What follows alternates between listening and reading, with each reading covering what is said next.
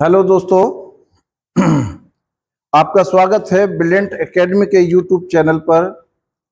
और आज हम विद्युत इलेक्ट्रिसिटी चैप्टर के ऊपर, जो क्लास 10th का चैप्टर है, इसके ऊपर कुछ न्यूमेरिकल्स करेंगे जो कि समांतर क्रम और श्रेणी क्रम से जुड़े होंगे।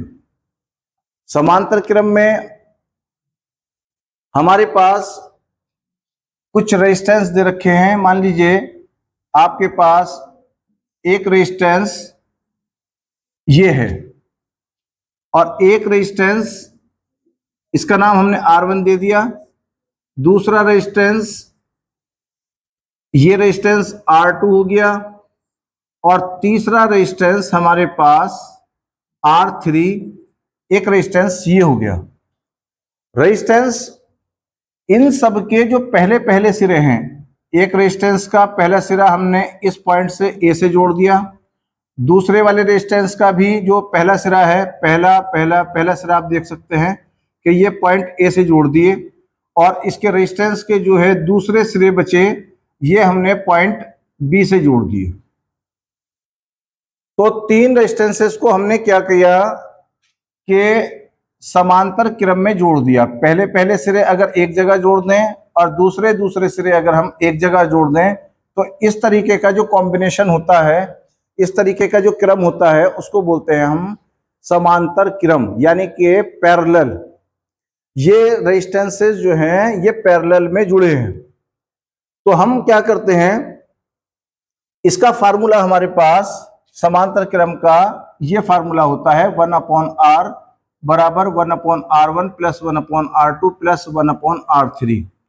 ये R क्या है, आप देख सकते हैं कि R1 R और R1 R2 R3।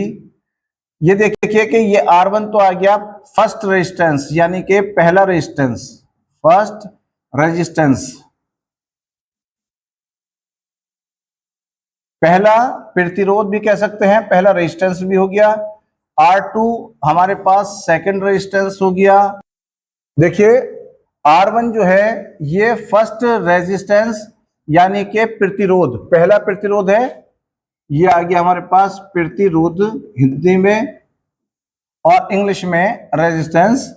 R2 second resistance और R3 तीसरा रेजिस्टेंस आ गया। हमें क्या काम करना है कि अगर हम ये चाहें कि किसी सर्किट में R1 R2 R3 इन तीनों को हटा करके, है ना, जैसे मान लीजिए किसी सेल से हमने इसको जोड़ दिया तो ये एक सर्किट बन गया। ये बड़ी वाली प्लेट प्लस की हो गई, ये छोटी वाली प्लेट माइनस की हो गई। और यहां करंट प्लस वाली प्लेट से निकल करके आई, करंट को हमने आई कह दिया, और ये आई निकल करके ये पहले रेजिस्टेंस में, दूसरे रेजिस्टेंस में और तीसरे रेजिस्टेंस में करंट गई। तो पहले रेजिस्टेंस के अंदर मान लीजिए हमने I1 करंट गई है, दूसरे वाले में I2, तीसरे वाले में I3, ये करंट गई। और यहां जाने के बाद I1 ऐसे R1 के अंदर जाकर के पॉइंट B पर पहुंच गई, और I2 जो है ये R2 रेजिस्टेंस के अंदर पास होकर के यहाँ बिंदु B पर पहुंच गई। और I3 जो करंट है वो R3 रेजिस्टेंस में होकर के पॉइंट B पर पहुंच गई।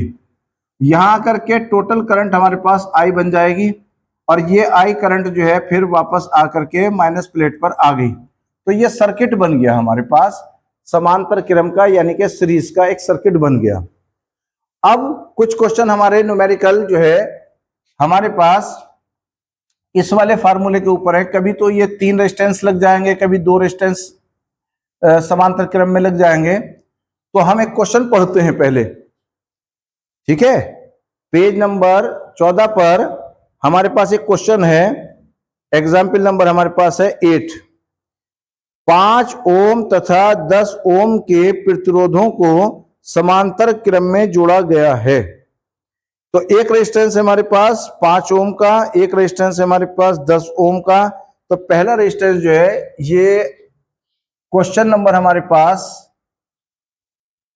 8, ये पेज नंबर 14 के ऊपर क्वेश्चन नंबर 8, पेज नंबर 14 पे क्वेश्चन नंबर 8 है, जो कि हमारा समांतर क्रम के ऊपर क्वेश्चन है।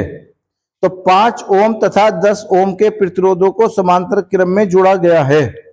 तो पहला रेजिस्टेंस हमारे पास आ गया R1 5 ओम, दूसरा हमारे पास रेजिस्टेंस दे दिया इन्होंने 10 ओम।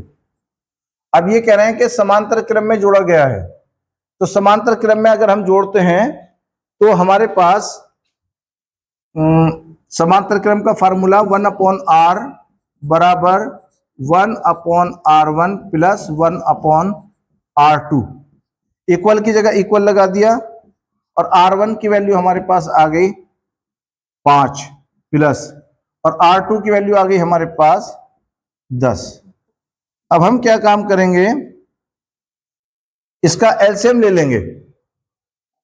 एलसीएम जो है हमारे पास ये आ गया 10, 5 से हमने 10 को काटा तो 2 बार कटा और 2 की इससे मल्टीप्लाई कर देंगे, 2 एकम 2 प्लस 10 से 10 को काट दिया, ऊपर आ गया हमारे पास 1, है ना। 1 में जब 2 जोड़ा तो 3 आ गया, 3/10, ये वैल्यू आई 1/R की। अब हमने लेफ्ट साइड का ये 1/R इसे चेंज कर दिया, R ऊपर और 1 नीचे, और इधर हमने 10/3 इधर भी पलट दिया, यानी कि इधर भी हमने ऊपर वाली चीज नीचे और नीचे वाली चीज ऊपर, और इधर भी लेफ्ट और राइट दोनों में काम करेंगे। तो 10 को जब 3 से डिवाइड करा तो हमारे पास 3.33 ये ओम निकल करके आ गया आंसर। ठीक है, चलिए।